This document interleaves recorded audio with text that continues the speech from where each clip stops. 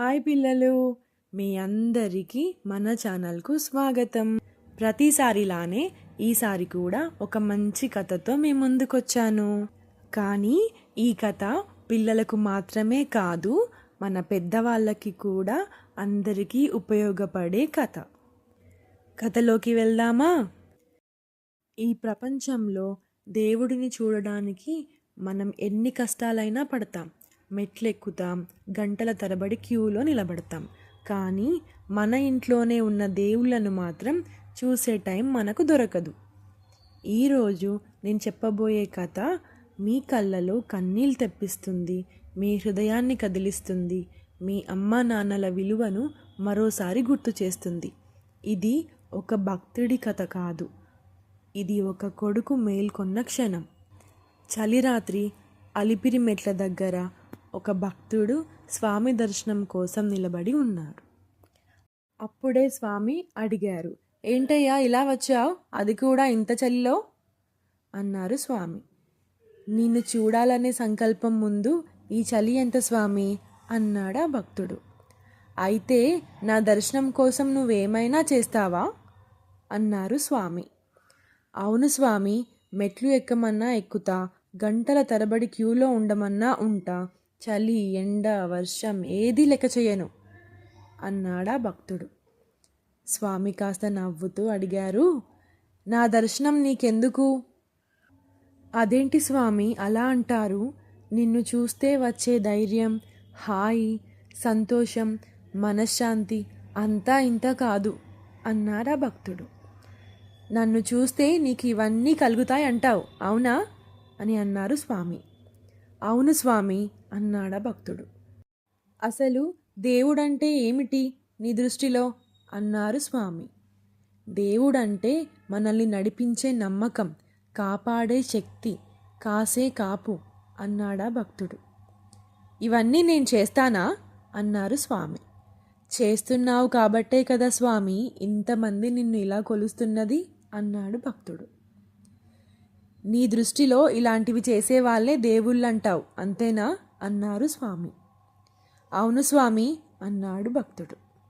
ఇంతకన్నా ఎక్కువ చేస్తే అన్నారు స్వామి.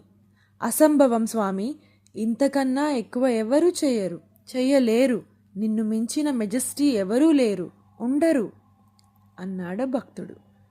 అదేంటయ్యా, ఉంటే ఏం చేస్తావు అన్నారు స్వామి.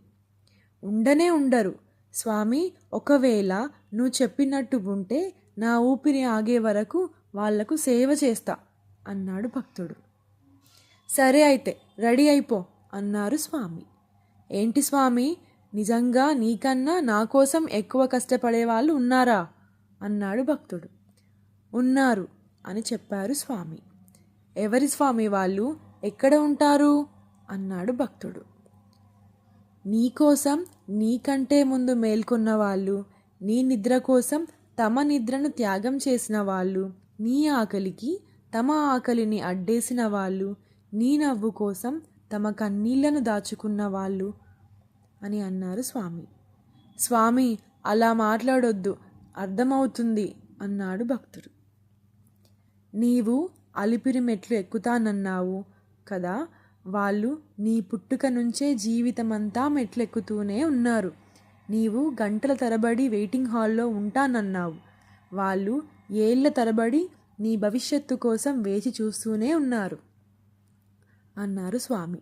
స్వామి ఆపండి, నా గుండె తట్టుకోలేకపోతుంది అన్నారు భక్తుడు. నీవు చలిని పట్టించుకోనన్నావు, వాళ్ళు వర్షాన్ని, ఎండను, ఆకలిని కూడా పట్టించుకోలేదు. నీవు మంచుకి భయపడనన్నావు, వాళ్ళు అప్పుల్ని, అవమానాల్ని, ఒంటరితనానికి భయపడలేదు అన్నారు స్వామి. స్వామి వాళ్ళేనా అన్నాడు భక్తుడు. అవును, నిన్ను భవిష్యత్తులా చూసిన వాళ్ళు, నీ విజయంలో దేవుణ్ణి చూసిన వాళ్ళు, నీ ఓటమిలో కూడా నిన్ను వదలని వాళ్ళు అన్నారు స్వామి. వాళ్ళు ఎవరో కాదు, మా అమ్మా నాన్న కదా స్వామి అన్నాడు భక్తుడు. నువ్వు నా కోసం వచ్చావు, కానీ నిన్ను నా దగ్గరకు నడిపించింది వాళ్ళే. నన్ను చూసి ధైర్యం వస్తుందన్నావు, నీకు ధైర్యం నేర్పింది వాళ్ళే అన్నారు స్వామి. స్వామి, నేనింతకాలం దర్శనాల వెంట పరిగెత్తాను కానీ నా ఇంట్లోనే ఉన్న దేవుళ్ళని చూడలేకపోయాను అన్నాడు భక్తుడు.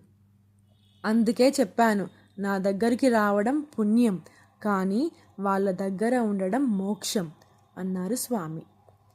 స్వామి, ఇక నా సేవ అక్కడే, నా ఊపిరి ఆగే వరకు ఆ ఇద్దరి సేవకే పరిమితం అన్నాడు భక్తుడు. ఎప్పుడైతే నీ తల్లిదండ్రులను నాకన్నా ఎక్కువగా గౌరవించి పూజిస్తావో అప్పుడే నువ్వు నన్ను పూర్తిగా దర్శించినట్టు.